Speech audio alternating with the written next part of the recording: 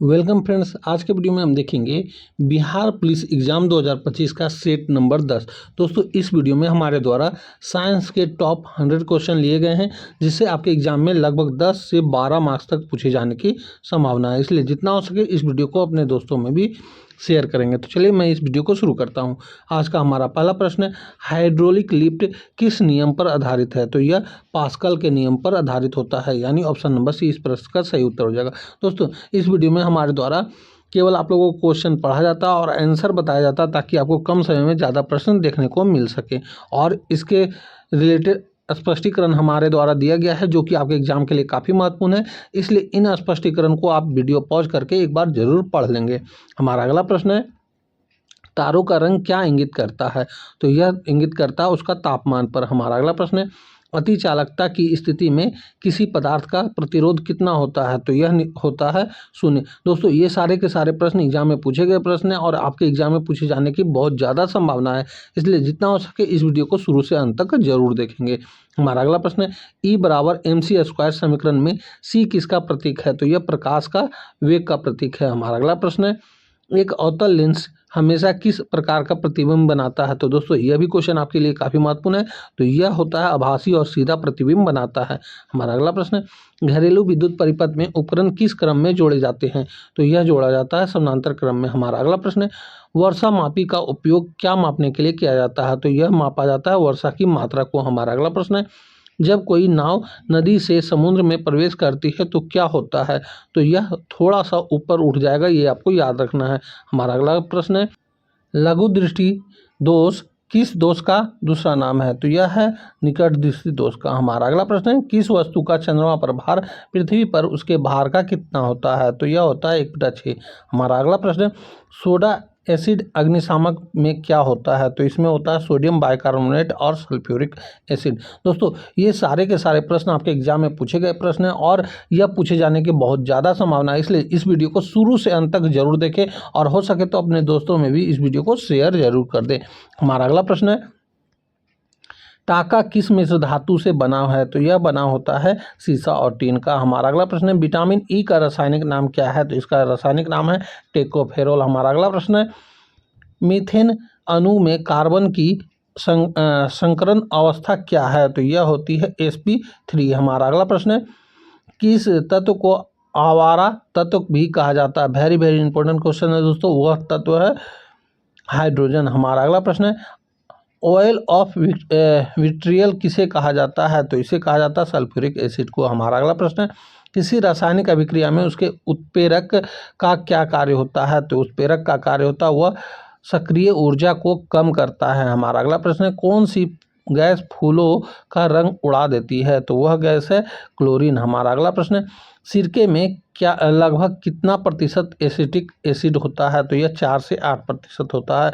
हमारा अगला प्रश्न है, मिल्क ऑफ मैग्नीशिया का रासायनिक नाम क्या है? दोस्तों, ये सारे के सारे प्रश्न आपके एग्जाम में पूछे जाने की बहुत ज़्यादा संभावना है, इसलिए इसे आप याद रखेंगे। मिल्क ऑफ मैग्नीशिया जो है मैग्नीशियम हाइड्रोक्साइड होता है। हमारा अगला प्रश्न है, मस्तिष्क का कौन सा भाग शरीर के तापमान, भूख और प्यास को नियंत्रित करता है? तो यह होता है हाइपोथैलेमस। हमारा अगला प्रश्न है, डाउन सिंड्रोम किस कारण से होता है? तो यह होता है गुणसूत्र 21 की एक अतिरिक्त प्रति के कारण ऐसा होता है। हमारा अगला प्रश्न है, पौधों की आयु की गणना कैसे की जाती है? तो यह किया जाता है उसके वार्षिक वलयों को गिनकर। हमारा अगला प्रश्न है, एक्यूपंक्चर क्या है? तो यह एक सुइयों के माध्यम से उपचार की एक चीनी विधि है। हमारा अगला प्रश्न है, प्रकाश संश्लेषण की क्रिया में पौधे ऑक्सीजन कहाँ से प्राप्त करते हैं? तो यह करते हैं जल से। हमारा अगला प्रश्न है, किस जंतु में खुला परिसंचरण तंत्र पाया जाता है? तो यह होता है तिलचट्टा में। हमारा अगला प्रश्न है, माइकोलॉजी का किसका अध्ययन किया जाता है? दोस्तों, माइकोलॉजी में किया जाता है कवक का अध्ययन और फाइकोलॉजी में किया जाता है शैवालों का अध्ययन। ये भी आपको याद रखना है। हमारा अगला प्रश्न है, EEG का प्रयोग किस अंग की गतिविधि दर्ज करने के लिए किया जाता है? तो मस्तिष्क के गतिविधि को दर्ज करने के लिए किया जाता है। पौधों में जाइलम उत्तक का मुख्य कार्य क्या है? तो यह जल और खनिज लवणों का परिवहन करता है। हमारा अगला प्रश्न है, कौन सा हार्मोन अग्निशामक रस के स्राव को उत्तेजित करता है? तो वह हार्मोन है सिक्रेटिन और कोलेसिस्टोकिनिन हार्मोन। हमारा अगला प्रश्न है, मैनोमीटर का उपयोग क्या मापने के लिए किया जाता है? तो यह गैसों का दाब मापने के लिए किया जाता है। हमारा अगला प्रश्न है, क्यूरी तापमान क्या है? तो क्यूरी तापमान वह तापमान है जिस पर कोई लोहचुंबकीय पदार्थ अनुचुंबकीय बन जाता है। दोस्तों ये सारे के सारे प्रश्न आपके एग्जाम में पूछे गए प्रश्न हैं, इसलिए जितना हो सके इस वीडियो को शुरू से अंत तक जरूर देखें और स्पष्टीकरण जो है ये आप जरूर से जरूर पढ़ लेंगे, क्योंकि इससे काफ़ी प्रश्न आपके एग्जाम में पूछे जा रहे हैं। यदि किसी वस्तु का वेग दूना कर दिया जाए तो उसकी गतिज ऊर्जा कितनी हो जाएगी? तो यह 4 गुनी हो जाएगी। दोस्तों ये सारे के सारे प्रश्न आपके एग्जाम के लिए काफ़ी महत्वपूर्ण है। किसी सरल लोलक का आवर्तकाल किस पर निर्भर नहीं करता है? तो लोलक के द्रव्यमान पर निर्भर नहीं करता है। वायु में किस गैस की उपस्थिति के कारण पीतल का रंग फीका पड़ जाता है? तो वह गैस है हाइड्रोजन सल्फाइड। हमारा अगला प्रश्न है एथिलीन ग्लाइकॉल का उपयोग किस रूप में किया जाता है? तो वह किया जाता है एंटीफ्रीज के रूप में। हमारा अगला प्रश्न है कौन सी अक्रिय गैस यौगिक बना सकती है? तो वह है जिनोन। हमारा अगला प्रश्न है मानव शरीर में किस तत्व का प्रतिशत सबसे अधिक होता है? तो वह है ऑक्सीजन। हमारा अगला प्रश्न है चाय में कौन सा उत्तेजक पदार्थ पाया जाता है? तो वह उत्तेजक पदार्थ है कैफीन।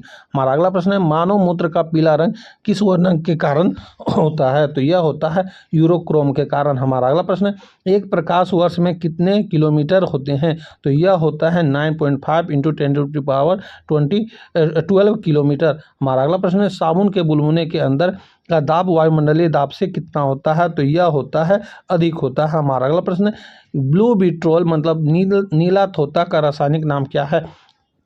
तो यह है कॉपर सल्फेट। हमारा अगला प्रश्न है कौन सा तत्व अर्धचालक के रूप में उपयोग होता है? तो यह होता है सिलिकॉन। हमारा अगला प्रश्न है स्पाइरो गायरा क्या है? तो यह एक सवाल है। हमारा अगला प्रश्न है शरीर का कौन सा अंग रक्त के शुद्धिकरण से संबंधित है? तो यह संबंधित है गुर्दे से। हमारा अगला प्रश्न है मानव शरीर की सबसे बड़ी मिश्रित ग्रंथि कौन सी है? तो यह है अग्नाशय। हमारा अगला प्रश्न है टिटनेस से शरीर का कौन सा तंत्र प्रभावित होता है? तो यह प्रभावित होता है तंत्रिका तंत्र। हमारा अगला प्रश्न है कौन सा विटामिन एंटीऑक्सीडेंट के रूप में कार्य करता है? तो यह है विटामिन सी और ई। हमारा अगला प्रश्न है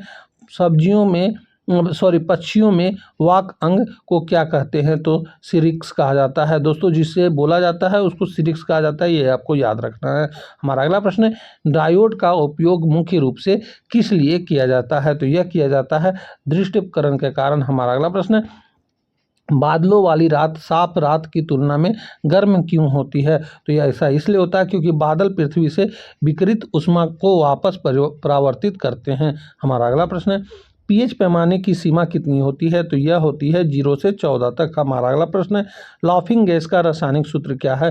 तो यह होता है N2O। हमारा अगला प्रश्न है कृत्रिम हीरा के रूप में किसका उपयोग किया जाता है? तो यह किया जाता है सिलिकॉन कार्बाइड का। हमारा अगला प्रश्न है हीमोफीलिया कैसा रोग है? तो यह एक अनुवांशिकी रोग है। हमारा अगला प्रश्न है कौन सा एंजाइम दूध को पचाने में मदद करता है?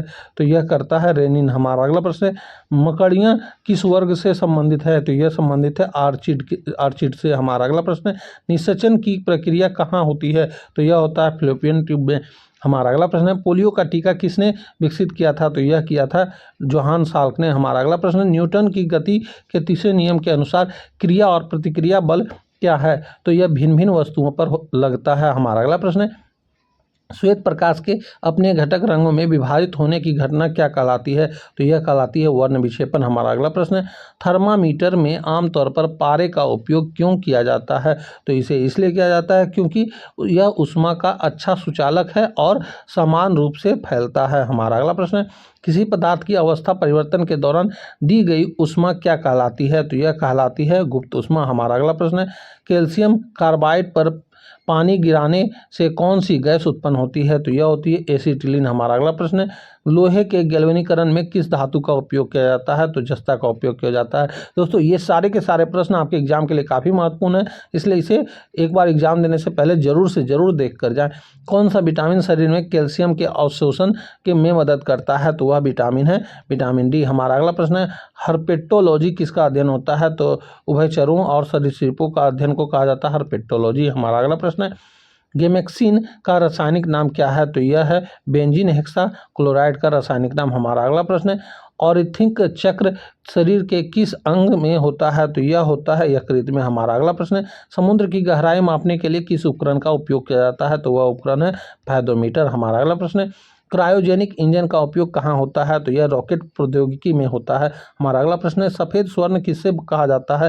तो यह कहा जाता है प्लेटिनम को। हमारा अगला प्रश्न है, मानव लार में कौन सा एंजाइम होता है जो स्टार्च को तोड़ता है? तो वह एंजाइम है लाइपेज लार माइलेज। हमारा अगला प्रश्न है, डार्विन फिंचेस किसका एक उत्कृष्ट उदाहरण है? तो यह उत्कृष्ट उदाहरण है अनुकूलित विकिरण का। हमारा अगला प्रश्न है, ऑस्टियोमाइलिसिस रोग किस विटामिन की कमी से होता है? तो यह होता है विटामिन डी की कमी से। हमारा अगला प्रश्न है, जब एक चुंबक को 2 टुकड़ों में तोड़ा जाता है तो क्या होता है? तो यह होता है प्रत्येक टुकड़ा एक पूर्ण चक्र बन जाता है जिसमें उत्तरी और दक्षिणी दोनों ध्रुव होते हैं। हमारा अगला प्रश्न है, मोमबत्ती की ज्वाला का सबसे गर्म भाग कौन सा होता है? तो यह होता है बाहरी भाग यानी नीला। हमारा अगला प्रश्न है, एस्कॉर्बिक एसिड किस विटामिन का नाम है? तो यह है विटामिन सी का नाम। हमारा अगला प्रश्न है, कैक्टस में कांटे किसका रूपांतरण है? तो यह रूपांतरण है पत्तियों का। हमारा अगला प्रश्न है, वाट किसकी इकाई है? तो यह शक्ति की इकाई है। हमारा अगला प्रश्न है, कौन सा नियम ऊर्जा संरक्षण नियम भी कहलाता है? तो वह है ऊष्मागतिकी का पहला नियम। हमारा अगला प्रश्न है, किंग ऑफ मेटल्स किसे कहा जाता है? धातुओं का राजा। तो वह कहा जाता है सोना को। हमारा अगला प्रश्न है, किस रक्त समूह में कोई एंटीबॉडी नहीं होता है? तो वह है AB। हमारा अगला प्रश्न है, सिस्मोलॉजी किसका अध्ययन है? तो यह भूकंप का अध्ययन है। हमारा अगला प्रश्न है, कौन सी ग्रंथि अश्रु स्रावित ग्रंथि होती है? तो वह ग्रंथि होती है लेक्रिमल ग्रंथि। दोस्तों, ये सारे के सारे प्रश्न आपके एग्जाम के लिए बहुत इंपॉर्टेंट है, इसलिए जितना हो सके इस वीडियो को अपने दोस्तों में भी शेयर करें। CNG का पूर्ण रूप क्या होता है? तो कंप्रेस्ड नेचुरल गैस होता है। हमारा अगला प्रश्न है, मनुष्य की खोपड़ी में कितनी हड्डियां होती है? तो यह होती है 22 हड्डियां। चेहरे पे होती है 14 हड्डियां, ये भी आपको याद रखना है। इलेक्ट्रिक आयरन में हीटिंग एलिमेंट किसका बना होता है? तो यह बना होता है नाइक्रोम का। हमारा अगला प्रश्न है, सेल शब्द का प्रयोग सबसे पहले किसने किया था? तो यह किया था रॉबर्ट हुक ने। हमारा अगला प्रश्न है, ध्वनि प्रदूषण को किस इकाई में मापा जाता है? तो यह डेसिबल में मापा जाता है। बेकिंग सोडा और टार्टरिक एसिड का मिश्रण क्या कहलाता है? तो यह कहलाता है बेकिंग पाउडर। कौन सा जीव अमर माना जाता है? तो वह जीव है ट्यूरियोटोपिज्म डोलहर्नी, मतलब अमर जेलीफिश। ये सारे ये जो है अमर माना जाता है। हमारा अगला प्रश्न है, मानव शरीर में लाल रक्त कोशिकाओं का निर्माण कहाँ होता है? तो अस्थि मज्जा में होता है। किस धातु को रणनीतिक धातु कहा जाता है? तो वह धातु है टाइटेनियम। हमारा अगला प्रश्न है, कंप्यूटर का मस्तिष्क किसे कहा जाता है? तो यह CPU को कहा जाता है। हमारा अगला प्रश्न है, एक फैदम किसके बराबर होता है? तो 6 फीट के बराबर होता है। हमारा अगला प्रश्न है, पेप्सिन एंजाइम शरीर के किस भाग में पाया जाता है? तो यह पाया जाता है अग्नाशय में। हमारा अगला प्रश्न है, सबसे हल्की धातु कौन सी है? तो यह है लिथियम। हमारा अगला प्रश्न है और इस वीडियो का आखिरी प्रश्न है, एड्स की जांच के लिए कौन सा परीक्षण किया जाता है? तो एलिसा टेस्ट किया जाता है। तो दोस्तों, यहीं पे हमारा इस वीडियो का 100 क्वेश्चन पूरा होता है, और जो काफ़ी अच्छे क्वेश्चन थे और सारे के सारे प्रश्न एग्जाम में पूछे गए प्रश्न थे, इसलिए जितना हो सके इस वीडियो को अपने दोस्तों में भी शेयर करें ताकि वो भी इस वीडियो को देखकर लाभ उठा सके। तो अब हम मिलेंगे आपसे अगली वीडियो में, तब तक के लिए जय हिंद, वंदे मातरम।